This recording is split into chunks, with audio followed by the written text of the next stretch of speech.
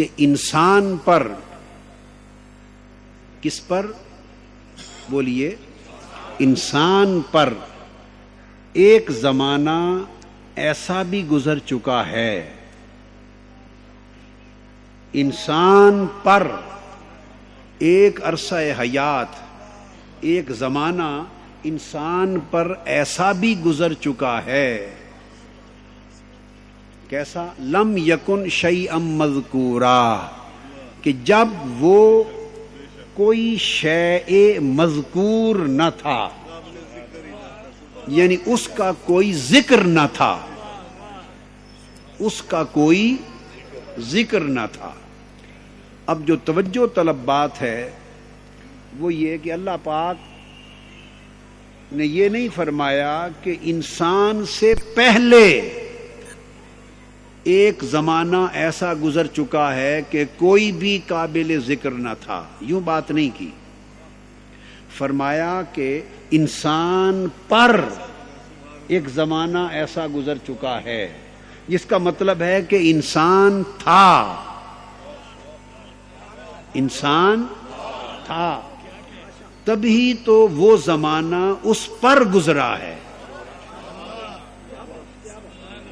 دیکھو نا، اگر آپ گھر میں کوئی ایک مشکل دور آ گیا ہو آپ کی فیملی میں، یا فراخی کا دور آ گیا ہو جس میں بڑی بے تحاشا دولت آئی آپ کے گھر اور خوب ریل پیل ہو گئی، اور آپ ابھی پیدا نہیں ہوئے تھے، پیدا، تو ماں باپ اس دور کا ذکر کریں تو وہ یہ نہیں کہیں گے کہ آپ پر ایک دور ایسا گزرا ہے کہ بڑی ریل پیل تھی، کوئی کہے گا؟ نہیں، آپ تو تھے ہی نہیں۔ ماں باپ کہیں گے بیٹے آپ کے پیدا ہونے سے پہلے ہمارے گھر پہ ایک دور ایسا آیا کہ بڑی ریل پیل تھی، تو کہا جائے گا کہ آپ سے پہلے ایک دور میں بڑی ریل پیل تھی، کیونکہ وہ آپ کی آمد سے پہلے کی بات ہے۔ تو جب اللہ نے اور جب کہا جائے کہ اس پر ایک دور گزرا ہے، تو جس پر گزرا ہے یہ تو طے ہو گیا کہ وہ موجود تھا۔ اب جو عالم عدم کی بات ہوتی ہے، اس عدم میں ایک وجود ہے، اس دور عدم میں ایک وجود ہے۔ فرمایا حل عطا علی الانسان، اور وہ دور انسان کے اوپر گزرا ہے، تو گویا انسان موجود تھا، انسان موجود تھا، مگر لم یکن شیئا مذکورا، انسان موجود تھا مگر مذکور نہ تھا، مگر مذکور نہ تھا۔ موجود تو تھا مگر مذکور نہ تھا۔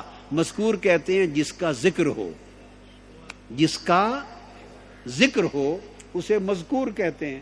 تو قرآن مجید کی اس آیت کریمہ نے انسان کے بارے میں دو باتیں کہیں کہ ایک دور ایسا بھی گزرا ہے جب انسان تو موجود تھا مگر مذکور نہ تھا۔ اب یہاں سے پتہ چلا کہ یہ دو الگ حقیقتیں ہیں، موجود ہونا اور شے ہے، اور مذکور ہونا اور شے ہے۔ موجود ہونا اور بات ہے اور شے ہے، اور مذکور ہونا اور بات ہے۔ ایسا کبھی نہیں ہوتا کہ کوئی مذکور ہو مگر موجود نہ ہو، ایسا نہیں ہوتا کہ کوئی مذکور تو ہو۔ اب مذکور کا معنی ذہن میں رکھ لینا، چونکہ میں بار بار معنی نہیں بتاؤں گا۔ مذکور کہتے ہیں وہ جس کا ذکر ہو، بولیے کیا؟ جس کا ذکر کیا جائے اسے مذکور کہتے ہیں، اور ذکر کرنے والے کو ذاکر کہتے ہیں۔ آپ لاہور سے بھی آئے ہوں گے اور جھنگ سے بھی آئے ہوں گے، حضور سلطان اور عارفین کی بستی سے بھی آئے ہیں کہ نہیں؟ اس لیے میں کوئی بات ایسی کر کے نہیں گزر جاؤں گا کہ مشکل سے مشکل ہی کیوں نہ ہو مگر بڑی آسانی سے سمجھ میں نہ آئے، سمجھاتا جاؤں گا، آپ ذہن میں رکھیں۔ تو مذکور کہتے ہیں جس کا ذکر کیا جائے۔ اب نکتہ یہ معلوم ہوا، یہ نہیں ہو سکتا کہ کوئی مذکور ہو مگر موجود نہ ہو. جو موجود ہی نہیں اس کا ذکر کیسا؟ ذکر تو ہوتا ہی وجود کا ہے. ذکر یہی ہوتا ہے نا کہ فلاں کیسا تھا، کیا خوب ہے، کتنا خوبصورت ہے، کتنا باکمال ہے، کتنا خوش اخلاق ہے، کتنا اعلیٰ قدر والا ہے، کتنا اس کی اعلیٰ روحانیت ہے. ذکر تو یہی ہوتا ہے نا، کتنا لائق ہے، کتنا فائق ہے. تو ذکر تو کسی وجود کا ہی ہوتا ہے نا، کسی ہستی کا ہی ہوتا ہے نا ذکر. تو جب کوئی مذکور ہوا اور آپ کہیں کہ مذکور تو ہے مگر موجود نہیں، تو یہ بات ہی سرے سے غلط ہے. جو مذکور ہے وہ موجود ہے. اس پر یہ بات بتانا چاہتا ہوں کہ جو آج کے دور میں جو لوگ گزر گئے اور مذکور نہیں ہیں وہ موجود بھی نہیں ہیں. بڑے لوگ دنیا میں آئے گزر گئے، بڑے لوگ دنیا میں آئے گزر گئے، مگر آج ان کا کوئی ذکر نہیں. سو جن کا ذکر نہیں ہوتا وہ واقعی موجود نہیں ہیں، وہ واقعی موجود نہیں ہیں. جو مذکور نہیں وہ موجود نہیں، مگر جن کا ذکر ہوتا ہے وہ ہر صورت موجود ہیں.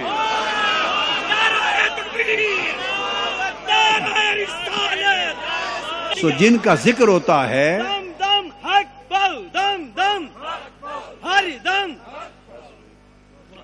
اب آپ نے دیکھا نا حق باہو ہو رہا ہے تو کوئی مذکور ہو رہا ہے، کسی کا ذکر ہو رہا ہے. تو حق باہو جو اگر کروڑوں لاکھوں ہزاروں انسانوں کی زبان پر ہو شرق تا غرب، تو جو اتنا مذکور ہو تو یہ کہنا غلط ہوگا کہ وہ موجود نہیں. اتنا مذکور ہے موجود کیسے نہیں؟ اب بات کو سمجھ گئے نا کہ ذکر تو ہوتا ہی وجود سے ہے. اگر موجود نہ ہوتے حق باہو تو مذکور نہ ہوتے. مذکور ہیں سو وہ موجود ہیں.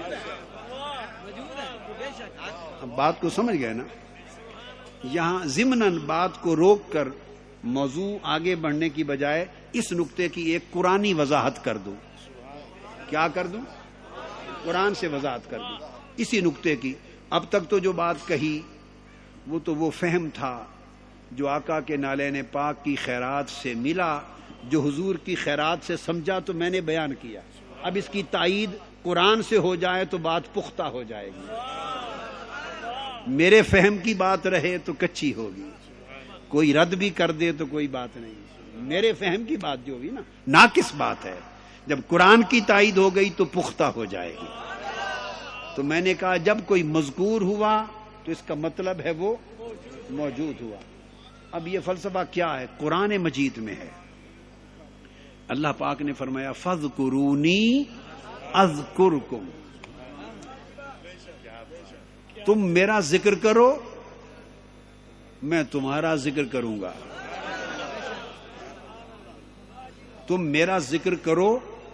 اب جو بات سمجھنے والی وہ یہ فَاذْكُرُونِي صیغہ امر ہے، یہ حکم ہے. کیا؟ کہ تم میرا ذکر کرو، یہ آرڈر ہے. ٹھیک ہے، تو حکم ہے. تو جب ذکر کرے گا بندہ تو یہ عمل ہوا.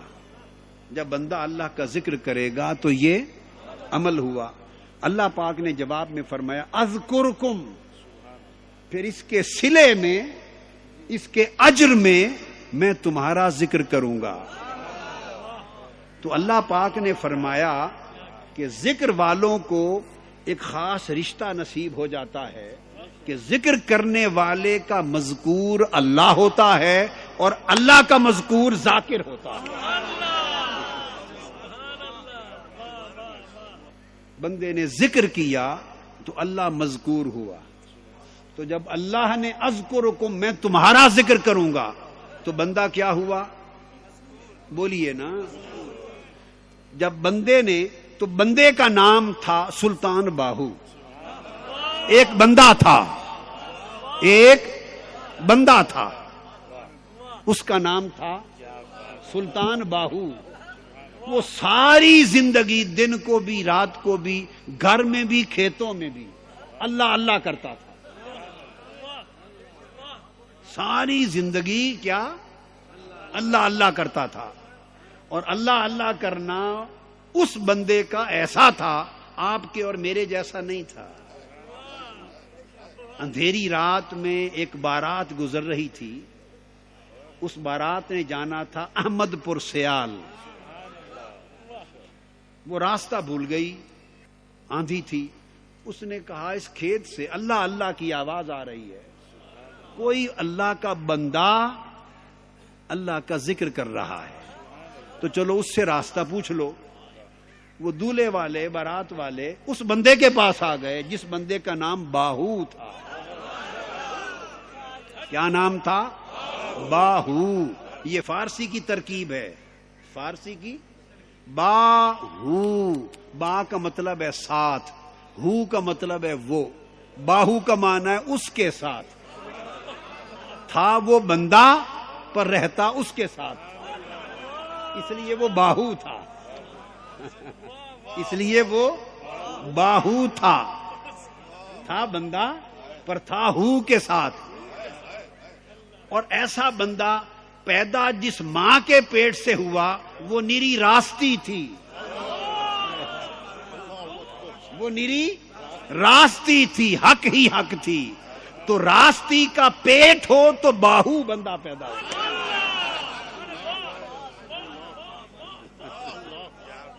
تو میں عرض کر رہا تھا، اس بندے نے ذکر کیا اللہ اللہ.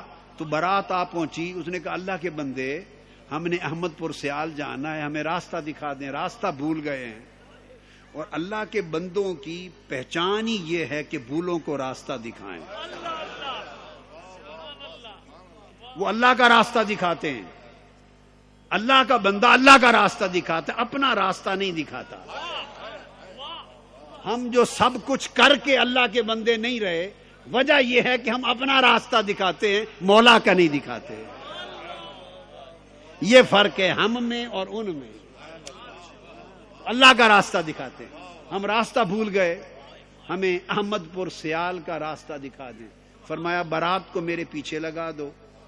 بارات پیچھے لگ گئی. فرمایا میرے پیچھے پیچھے چلے آؤ. 2 قدم چلے، بارات کو 2 قدم لے کے چلے تو اچانک نظر اٹھائی تو گنبد خضرا سامنے تھا.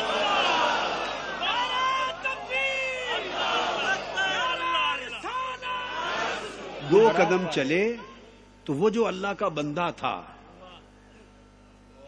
یاد رکھ لیں ولی بندہ ہوتا ہے، اسے کوئی خدا نہیں سمجھتا، اور جو اسے خدا کہے وہ کافر ہے.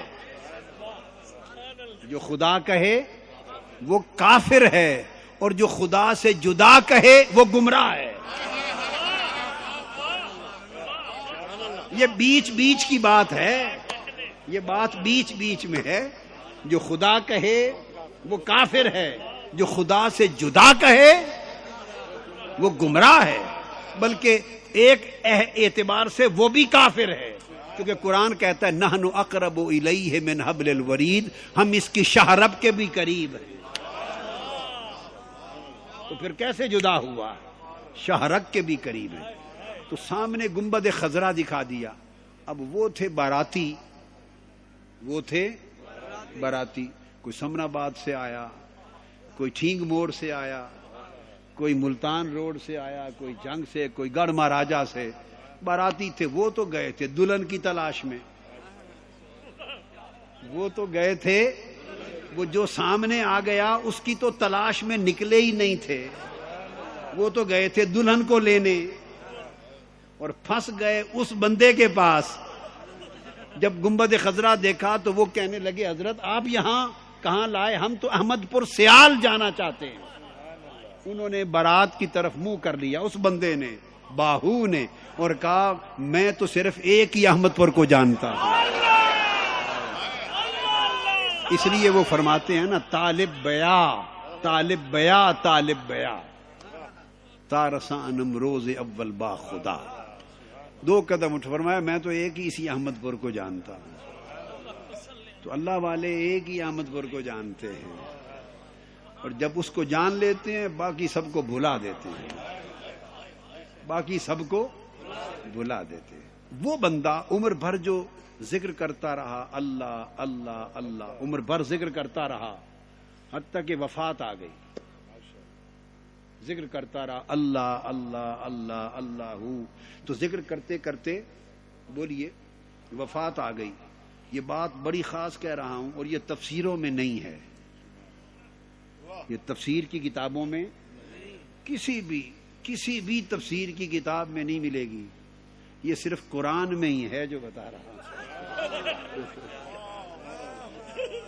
تو اللہ اللہ کا ذکر کرتے کرتے اس کی ہو گئی وفات، تو تادم وفات تو بندہ ذکر کرتا رہا، اور یہ اس کا عمل تھا، یہ اس کا عمل تھا، اور اس کا وعدہ تھا کہ میرا ذکر کرتے رہو گے تو میں تمہارا ذکر کرتا رہوں گا۔ تو اس کا ذکر کرتا کرتا تو وہ اس سے جا ملا، اب جو ذکر اس نے اس کا کرنا ہے اس کی باری کب آئے گی؟ سمجھے؟ اب بندہ چونکہ مخلوق تھا، اس کی ایک عمر تھی، عمر ختم ہوئی، اس کی وفات ہو گئی، تو جو ذکر اس نے کرنا تھا محدود مدت کے لیے وہ ختم ہو گیا۔ جو ذکر بندے نے کرنا تھا اپنی عمر تک وہ کیا اور ختم ہو گیا۔ تو مخلوق کا ذکر محدود ہے، چونکہ بندہ جو مخلوق ہے، اب اس کا صلہ دینا ہے خالق نے، اور خالق محدود نہیں، اس کے ذکر کی حد نہیں، اس کے ذکر کی حد تھی 50 سال 60 سال 70 سال عمر تک۔ خدا کی نہ عمر ہے نہ حد ہے نہ زمانہ ہے، بندے نے ذکر کیا تادم مرگ تادم وصال، جب خدا کا ذکر آیا وہ کرتا رہے گا تادم قیامت۔ اس لیے اللہ اللہ کرنے والے سلطان العارفین سلطان باہو تو مزار میں ہو گئے، اب وہ جو صلہ اذکرکم کا ملا وہ اب قیامت تک ان کے لیے ملتا رہے گا۔ اور وہ کیسے ہوتا ہے؟ وہ عرش پر بندے کا نام لیتا ہے اور فرشتے کے ذریعے زمین پر بندے کا نام کہلواتا رہتا ہے۔ اب اس کی مخلوق باہو باہو کہتی رہتی ہے، داتا داتا کہتی رہتی ہے، فرید گنج شکر کہتی رہتی ہے، غوث العظم کہتی رہتی ہے، خواجہ اجمیر کہتی رہتی ہے، شاہ نقشبند کہتی رہتی ہے۔ تو لوگ جب اولیاء کے نعرے لگائیں تو دوستو دل تنگ نہ کیا کرو، پریشان نہ ہوا کرو، غلط نہ سمجھا کرو۔ اللہ کی عزت کی قسم میں علی وجہ البصیرت، علی وجہ التیقن، علی وجہ التحقیق کہہ رہا ہوں کہ جب بندہ کسی ولی کا نعرہ لگاتا ہے تو بندہ نہیں لگاتا، خدا لگواتا ہے۔ اس لیے بعض لوگ بلا وجہ حاسد ہو جاتے ہیں، ایسے ہی حاسد ہو جاتے ہیں، تو حسد کی آگ میں خود کو جلاتے ہیں، خدا کے نظام کو تو نہیں روک سکتے۔ اس نے تو اذکرکم کا وعدہ کیا ہے، اس نے تو ذکر کرانا ہی کرانا ہے۔ اب کوئی خدا سے زیادہ طاقتور ہے تو اس ذکر کو روک لے، کوئی خدا سے زیادہ طاقتور ہو تو اذکرکم کا فاعل تو اللہ ہے، اذکرکم کا فاعل تو اللہ ذکر کر رہا ہے اور کروا رہا ہے۔ اب وہ تبھی رکے گا جب کوئی خدا سے زیادہ طاقتور آئے گا، اور وہ تو ہو کوئی نہیں سکتا، معاذ اللہ استغفر اللہ۔ اس کا مطلب ہے کہ جب اللہ بندوں کا ذکر کروا رہا ہے تو وہ کبھی رکے گا ہی نہیں، قیامت تک نہیں رکے گا، اور قیامت کے دن بھی نہیں رکے گا۔ قیامت کے دن بھی جب لوگوں کو بلایا جائے گا تو ان کے امام و پیشوا اللہ والوں کے نام سے بلایا جائے گا، قیامت کے دن بھی ذکر ہوگا۔ تو پتہ یہ چلا کہ جو مذکور ہوگا وہ موجود ہوگا۔ یہ تو ہوتا ہے کہ مذکور ہو اور موجود نہ ہو، یہ نہیں ہو سکتا، مگر اس کے برعکس ممکن ہے، اس کے برعکس ہے کہ موجود ہو مگر مذکور نہ ہو، موجود ہو مگر آپ میں سے کتنے بیٹھے ہیں، ہم میں سے موجود ہیں مگر مذکور نہیں۔ آئے آئے ہر کسی کے ذکر کے ڈنکے تھوڑے بجتے ہیں، ہر کسی کے ذکر کے ڈنکے تو نہیں بجتے. تو بہت ہیں، موجود ہیں مگر مذکور نہیں. وہ حضرت سلطان صاحب کا شعر بھی ہے، نا فقیر انہاں دا باہو قبر جنہاں دی جیوے ہو. نام فقیر انہاں دا باہو قبر جنہاں دی جیوے ہو، یعنی وہ مذکور بھی رہتے ہیں، موجود بھی رہتے ہیں. تو ارشاد فرمایا انسان پر ایک زمانہ ایسا گزرا کہ جب وہ موجود تو تھا مگر مذکور نہ تھا. کیوں مذکور نہ تھا انسان؟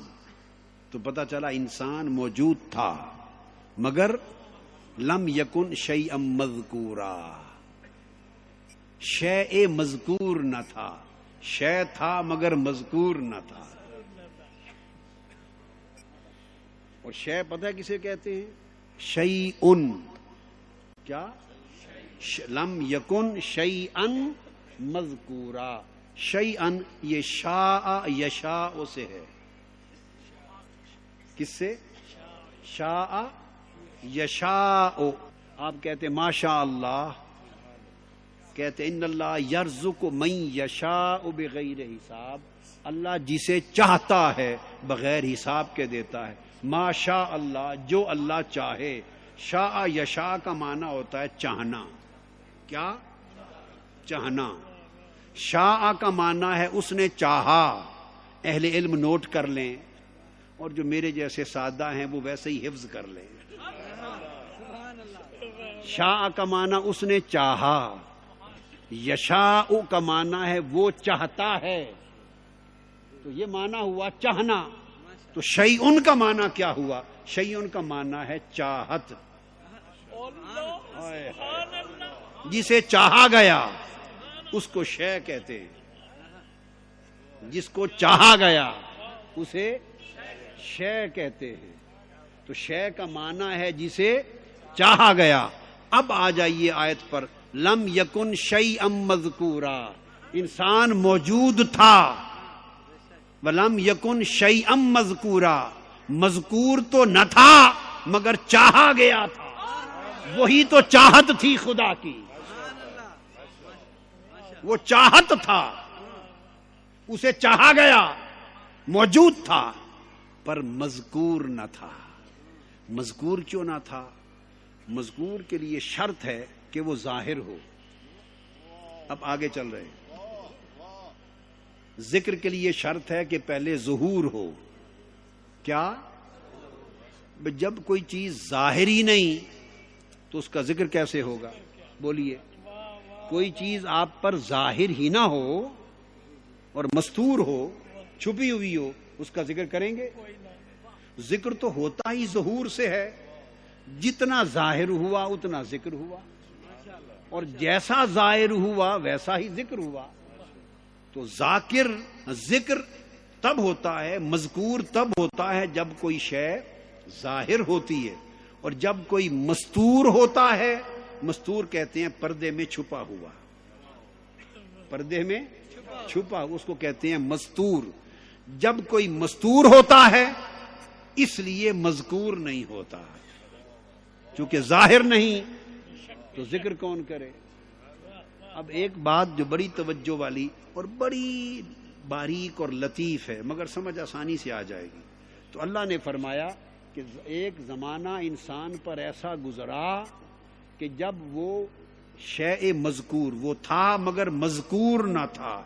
تو یہ جو بات اللہ نے کی تو اللہ نے ذکر کیا یا نہیں کیا؟ تو مذکور تو ہوا. جب کہا کہ انسان موجود تھا مگر مذکور نہ تھا، یہی تو ذکر ہے. یہی تو ذکر ہے کہ انسان موجود تھا اور ایک زمانہ موجود رہا مگر مذکور نہ تھا. یہ کیا ہے سارا؟ بولیے. ذکر ہے. تو ذکر کرتا بھی ہے اور کہتا ہے ذکر بھی نہ تھا.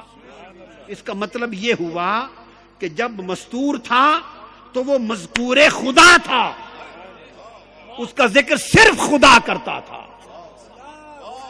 اور جب وہ ظاہر ہو گیا تو ظاہر ہونے کے بعد مذکور مخلوق ہو گیا. پھر مخلوق ذکر کرنے لگی, فرشتے ذکر کرنے لگے, زمین و آسمان ذکر کرنے لگے, پھر ساری خلق اس کا ذکر کرنے لگی.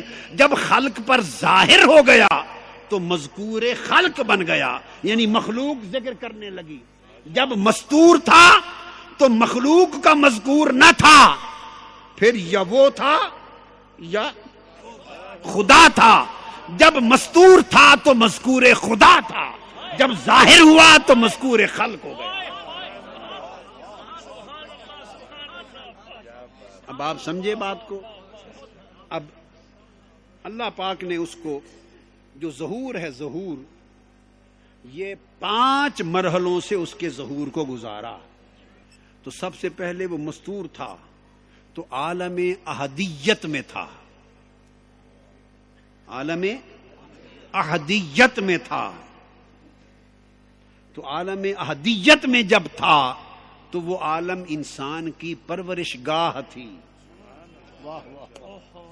وہ انسان کی پرورش گاہ تھی, وہاں اس انسان کی پرورش ہو رہی تھی. وہ پرورش کا ذکر بعد میں کرتے ہیں. تو وہ پرورش کیسے کی وہ ایک الگ مضمون ہے. جب تک عالم احدیت میں تھا تو عالم احدیت مستور تھا اس میں, تو وہ انسان کی پرورش گاہ تھی جہاں اس کی پرورش ہو رہی تھی. اسے پالا جا رہا تھا فیض الوہیت سے,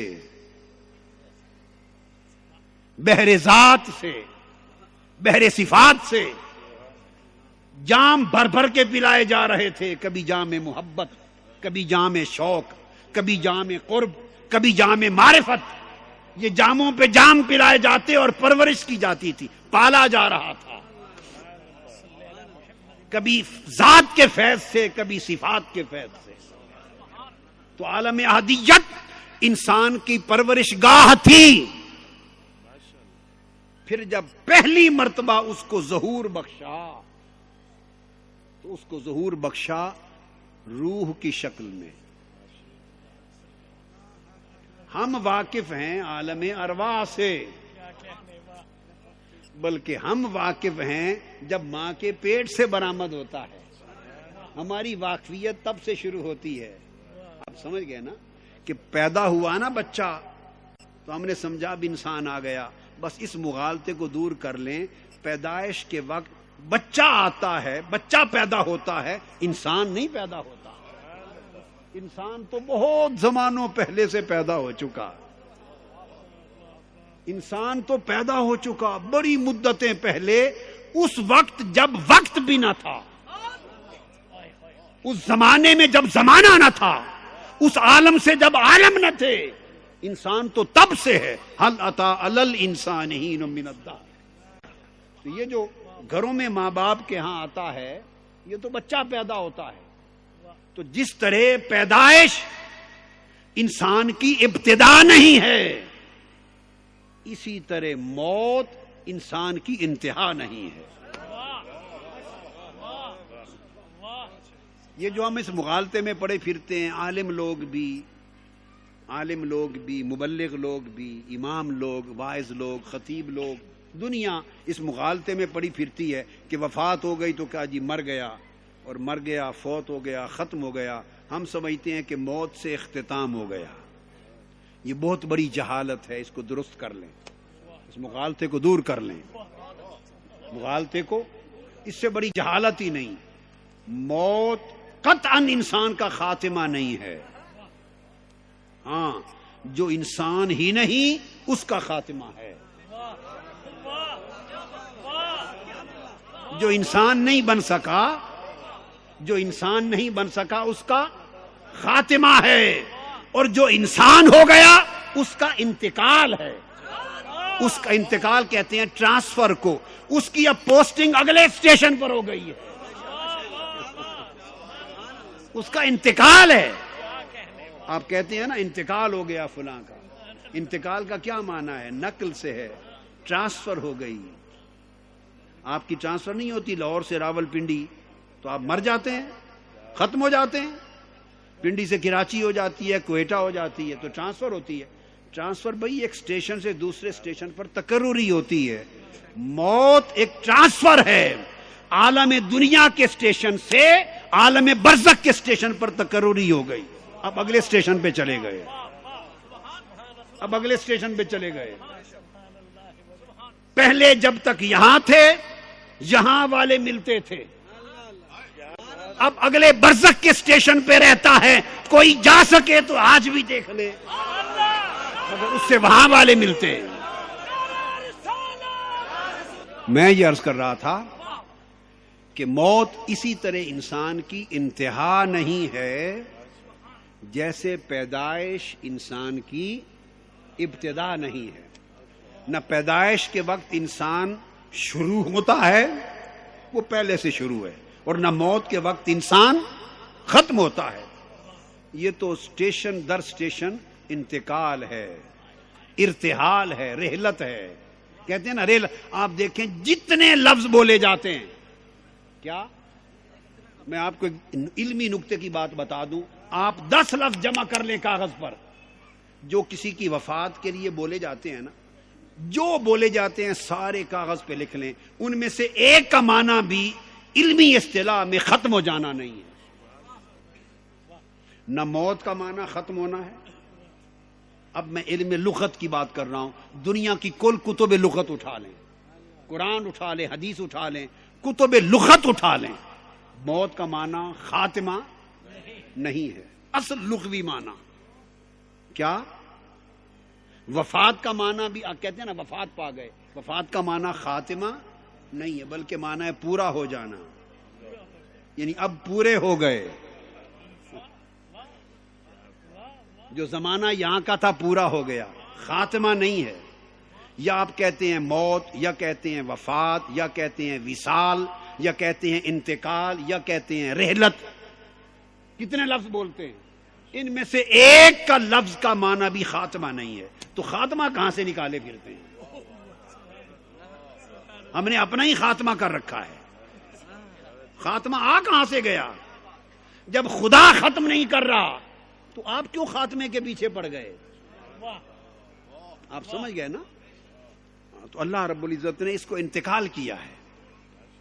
تو پیدائش اور موت سمجھیں، یہ دو حدیں ہیں. پیدائش کہیں سے آمد کا نام ہے. انسان کہیں تھا، اب یہاں آمد ہوئی، اس آمد کو پیدائش کہتے ہیں.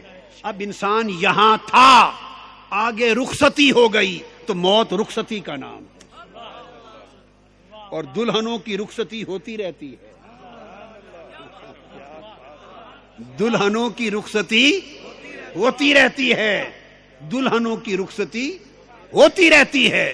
اس لیے جو دلہن محبوب ہوئی نا، دلہن ہوئی محبوب، جو تو محبوب بن گئے ان کی رخصتی ہو گئی، اور جو محبوب نہ بن سکے وہ مر گئے، وہ مر گئے، وہ مر گئے. اس لیے جو محبوب ہوئے وہ مذکور ہوئے، جو مذکور ہوئے وہ موجود رہے. اس لیے وفات کے بعد جب ان کا ذکر کیا جاتا ہے تو اس کو عرس کہتے ہیں. عرس شادی کو کہتے ہیں. عرس کا معنی عربی میں شادی ہے، اور دلہا دلہن کو عروس کہتے ہیں، اور دلہن کی پہلی رات کو شب عروسی کہتے ہیں. اور کیا بتاؤں، کل لفظ تو بتا رہا ہوں آپ کو، عرس کہتے ہیں. تو جو آپ اللہ والوں کا دن مناتے ہیں وہ کیا مناتے ہیں؟ عرس. آپ کی اور ہماری شادی یہاں ہوتی ہے، آپ کی اور ہماری شادی یہاں ہوتی ہے. جو محبت اور عشق والے ہیں ان کی شادی وہاں ہوتی ہے،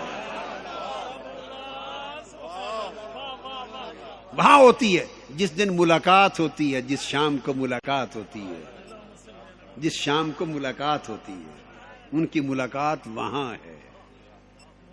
اس لیے اس کو عرس کہتے ہیں. اور عرس کا لفظ حدیث پاک سے نکلا ہے.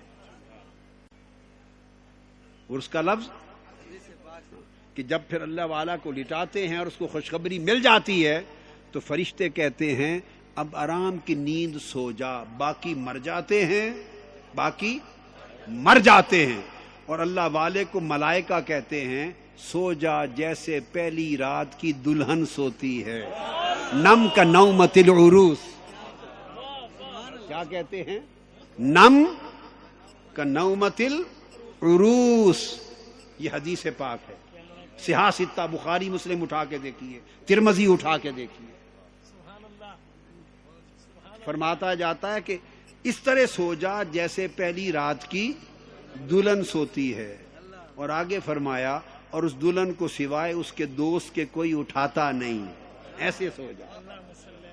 اب یہاں یہ مغالطہ بھی دور کر دوں، یہ خیال اگر رہے کہ جو اللہ والے وفات پا گئے تو دفن ہو گئے اور بے خبر ہو گئے اور نیند ان کی موت کی طرح ہے، نہیں. وہ سو گئے تو سونے کا مطلب ہے بے خبر ہو گئے. یہاں ایک لطیف بات ہے. آقا علیہ السلام نے فرمایا نم. اگر فرماتے نا کہ حکم ہوتا ہے نم سو جا تو چلو سو جا، نیند آ گئی اور نیند میں ہوش نہیں رہتا، مگر ایسے نہیں فرمایا. فرمایا نم کا نومت العروس، سو جا پر نیند وہ کر جو پہلی رات کی دلہن کرتی ہے. اب پہلی رات کی دلہن کو بھی کبھی نیند آتی ہے؟ ہائے ہائے ہائے.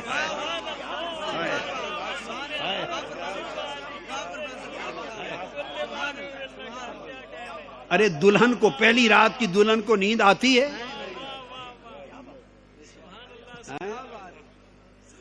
میں ہوں جنگ دی پنجابی زبان ہے ایک جملہ بولنے لگا. لاہور والوں کو سمجھنا آئے تو مجھے ترجمہ نہ پوچھیں. پہلی رات کی دلہن کو کبھی نیند آتی ہے؟ بولیے، آتی ہے؟ کبھی آتی ہے؟ نہیں آتی. ہاں، ایک دلہن کو پہلی رات بھی نیند آتی ہے جو قسم ہوتا مورکھ ہوئے، جو قسم مورکھ ہوئے، مطلب ہے نکما، بیکار، کسے کام دا نہ ہوئے، نہ کھیت ہوئے، پھر واقعی نیند آتی ہے. پھر اس نے کس کے لیے جاگنا ہے؟ پھر کس کے لیے جاگنا ہے؟ ہائے ہائے ہائے. پھر کس کے لیے جاگنا ہے؟ تو وہ جو قسم والی نہیں ہیں وہ تو سوتی ہیں، اور جن کی لگ گئی ہے، وہ جو محبوب و مذکور ہو گئے ہیں، جن کا تعلق، ناتا، رشتہ، ربط وہاں جڑ گیا ہے، وہ دلہنیں بن کے لیٹی ہیں قبر میں. وہ صرف شکل سونے کی ہے، سوتی نہیں. تو ان کے لیٹنے کو نم کہا، سو جا یعنی لیٹ جا جیسے پہلی رات کی دلہن لیٹتی ہے. اب آپ سمجھتے ہیں، لہذا یہ قبر میں آرام فرما ہوتے ہیں، انہیں نیند بھی نہیں آتی. یہ تو جاگتے ہیں، اپنے محبوب سے ہم کلام رہتے ہیں، کیونکہ اس کا ذکر کرتے کرتے آئے تھے. اب وہ ذکر کرتا ہے، اب یہ کان لگا کے اس کے ذکر کو سنتے ہیں. اب کان لگا کے اس کا ذکر سنتے ہیں، اب ذکر سنتے ہیں تو محو کلام رہتے ہیں. تو میں عرض یہ کر رہا تھا کہ پہلا اس کا ظہور تھا عالم احدیت، اس کی پرورش گاہ تھی. پھر اس کا ظہور ہوا عالم ارواح میں بشکل روح. اس کا ظہور ہوا عالم ارواح میں بشکل روح. تو عالم ارواح ایک بڑی عجیب بات کہہ رہا ہوں، اور یہ بھی کسی کتاب کتب میں اور کسی تفسیر میں، کسی شرح میں یہ نہیں ملے گی. اس کو یاد رکھنا ہے ہی نہیں. میں نے نہیں پڑھی، آپ کو کہاں سے ملے گی کتابوں میں. تو وہ اس کی پرورش گاہ تھی عالم احدیت. جب انسان کا ظہور اول ہوا تو عالم ارواح میں آیا اور بشکل روح ظاہر ہوا. تو عالم ارواح اس کی انتظار گاہ تھا. عالم ارواح اس کی انتظار گاہ تھا. کب باری آتی ہے تو مجھے آگے بلاوا آتا ہے. وہ اس کا ویٹنگ روم تھا، انتظار گاہ تھا عالم ارواح. پھر اس کا اگلا ظہور ہوا اس عالم شہادت اور عالم اجسام میں، اس عالم ناسوت میں، عالم دنیا میں، وہ جو ماں کے پیٹ سے آیا. یہ اگلا ظہور ہوا تیسرا. تو یہ دنیا عالم ارواح کے بعد عالم اجسام، یہ عالم شہادت، یہ اس کی امتحان گاہ بن گیا. عالم احدیت اس کی پرورش گاہ تھا، عالم ارواح اس کی انتظار گاہ تھا. یہ ہے انسان. یہ عالم شہادت و عالم دنیا اب اس کی امتحان گاہ ہے. ہم سب امتحان گاہ میں بیٹھے ہیں. دیکھو کون پاس ہوتا ہے کون فیل. ہم امتحان گاہ میں بیٹھے ہیں. تو جو امتحان گاہ میں ہوں کبھی وہ بھی خوش و خرم ناچتے کودتے ہیں, وہ بھی خوشیاں مناتے ہیں. جو امتحان گاہ میں ہیں ان سے پوچھو, ان کی تو جان پر بنی ہوتی ہے. اس لیے اللہ والے جب یہ رہتے ہیں یہاں تو ان کی جان پہ بنی رہتی. ہائے ہائے ہائے, ہم امتحان گاہ میں ہیں تو عالم دنیا بند انسان کا امتحان گاہ ہے.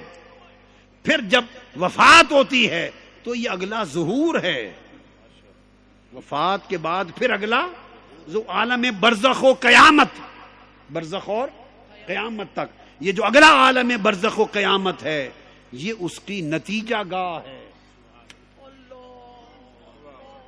عالم دنیا انسان کی امتحان گاہ ہے, پھر عالم برزخ و قیامت اس کی نتیجہ گاہ ہے, اس کی نتیجہ گاہ ہے. اور اس کے بعد اللہ کا بندہ وہ انسان جب نتیجے میں کامیاب ہو کر جب عالم خلد میں داخل ہوتا ہے, جنت میں, کیا جنات الفردوس عالم خلد میں داخل ہوتا ہے تو وہ اس کی آرام گاہ ہے. عالم خلد, عالم جنت, عالم فردوس اس کی آرام گاہ ہے. مگر ابھی تک اس کا تڑپنا ختم نہیں ہوا. پھر عالم خلد کے اندر ایک میدان ہے اور ہر جمعے کو وہاں ایک نظارہ لگتا ہے. اس کو میدان مزید, عالم مزید کہتے ہیں. وہ عالم مزید اس انسان کی جلوہ گاہ ہے. وہاں ہر جمعے کو تخت لگے گا اور ساروں کی مسندیں بچھیں گی اور رب کائنات حسن مطلق کے ساتھ جلوہ گر ہوں گے اور پردوں میں عاشقوں کو جلوہ کرایا جائے گا. ایسے باریک پردے کہ ہوگا پردوں میں مگر پردے حائل بھی نہیں ہوں گے. تو عالم مزید جلوہ گاہ ہے. تو انسان کا سفر یہ ہے کہ عالم احدیت اس کی پرورش گاہ ہے, عالم ارواح اس کی انتظار گاہ ہے, عالم شہادت عالم دنیا اس کی امتحان گاہ ہے, عالم برزخ و قیامت اس کی نتیجہ گاہ ہے, عالم جنت و خلد اس کی آرام گاہ ہے, اور عالم مزید اس کی جلوہ گاہ ہے, جہاں پھر یار کے جلوے میں گم ہو جائے گا. جہاں سے آیا تھا وہاں آیا بھی اس کی قربت کی جگہ سے تھا, جہاں کوئی اور نہ تھا, بس وہ حسن مطلق تھا, وہ اس کا ذاکر تھا اور یہ مذکور تھا, اور یہ جب اس کی تسبیح کرتا تھا تو یہ ذاکر تھا, وہ مذکور تھا. بس اس قربت خاص کے عالم سے آیا تھا اور جلوہ خاص کے مقام پہ سفر کا اختتام ہوگا. اس لیے عارفوں نے کہا اس مقام کو یاد کر کے کہ وسدے ہاں سے کہ وسدے نہ سے تیری جھوک دے آسے پاسے, سن دے ہاں سے تیری مٹھیاں گالی تے سونا یار سنیندہ ہاں سے. تو عارف لوگ یہاں دنیا میں ہمیشہ اسی یاد میں مست رہتے ہیں. اس لیے انہیں نہ پیسے کی طلب, نہ دنیا کی ہوس, نہ لوگوں کا لالچ, نہ کسی قسم کا تمنا منصب کا حرص, نہ لالچ, نہ یہ طلب نہ وہ طلب. بلکہ مجھے یہ ایک اجتماع تھا جو سلطان العارفین جیسے کہ نا طالب بیا روز رسید, کسی نے مجھ سے پوچھا کہ شیخ کامل پیر کامل کی پہچان کیا ہے. وہ ایک جگہ تھی, اس نے کہا جی اس موسم میں آتے ہیں تو بہت سے پیر بن گئے ہیں, حکیم بن گئے ہیں, علماء مولوی بن گئے ہیں, جس کو دیکھیں وہ سب کچھ ہے آج کے زمانے. تو وہاں ایک سیلاب آ جاتا ہے, سیلاب آ جاتا ہے, اور پھر وہ اپنے مینیجر چھوڑتے ہیں, پھر وہ باقاعدہ پکڑ دھکڑ کرتے اور ایک پورا کمپٹیشن ہوتا ہے. تو مجھے کہا سمجھ نہیں آتی کہ پیر کامل کون ہے. ایک جملہ, یہ سلطان العارفین, سلطان باہو, سلطان العاشقین, سلطان عارفاں، سلطان کاملاں، سلطان الاقطاب، سلطان الاغیاث، سلطان باہو رحمۃ اللہ علیہ، اللہ کی عزت کی قسم میری نگاہ میں وہ ان 3 صدیوں کے دور کے ولی نہ تھے، وہ پہلی 3 صدیوں کے دور سے۔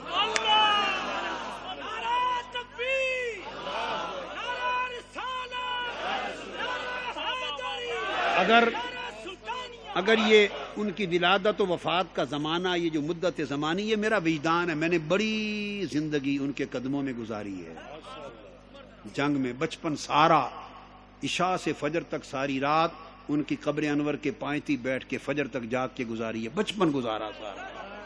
میں کسی اور نگاہ سے ہم دیکھتے جانتے ہیں، اگر یہ زمانی جو تعین ہے نا، جس زمانے میں آئے، یہ مجبوری نہ ہوتی تو میں ان کا شمار اس دور کے اولیاء میں کرتا جس دور میں سری سقطی تھے، جس دور میں جنید بغدادی تھے، جس دور میں با یزید بستامی تھے، جس دور میں ابو الحسن خرقانی تھے، جس دور میں ابراہیم بن ادہم تھے، فضیل ابن عیاض تھے، رابعہ بصری تھی۔ وہ اپنے ذوق، بے نیازی، تعلق باللہ، شان ابدیت، شان فناہیت، اس ولایت کے مقام میں اس صدیوں کے لوگوں میں سے تھے۔ تو ان کی استغنا کی بات کرتا ہوں کہ ولی کون ہوتا ہے۔ کسی نے پوچھا کہ اتنا طوفان آ جاتا ہے کہ خبر نہیں رہتی کہ پیر کامل کی، ولی کامل کی پہچان کیسے کریں۔ میں نے کہا سادہ پہچان ہے، ولی اور مرد کامل وہ ہے جسے مریدوں کی تلاش نہ ہو، جسے جو مریدوں کی تلاش میں مارا پھرے، وہ تو ابھی مریدوں کا طالب ہے، خدا کا طالب کب بنے گا۔ کامل وہ ہے اسے مریدوں کی تلاش نہ ہو، مریدوں کو اس کی تلاش ہو، اس کے پیچھے مارے پھرے۔ علامہ نے کہا کافر کی یہ پہچان کہ آفاق میں گم ہے، اور مومن کی یہ پہچان کہ گم اس میں ہے آفاق۔ تو جو کاملین ہیں، اولیاء کاملین، وہ بندوں کو پکڑ کے واصل باللہ کرتے ہیں اور ان کو سیر اللہ دیتے ہیں۔ تو میں اتنی بات پہ گفتگو ختم کرتا ہوں، چونکہ اس کے بہت سارے گوشے مضامین ہیں۔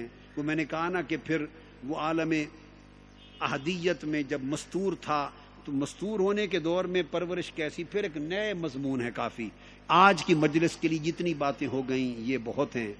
ہمیں اللہ رب العزت اولیاء اللہ کے مقام و معرفت کو پہچان کرنے کی توفیق دے، ان کی راہ پر چلنے کی توفیق دے، اور دنیا سے دلوں کو بے رغبت کرے۔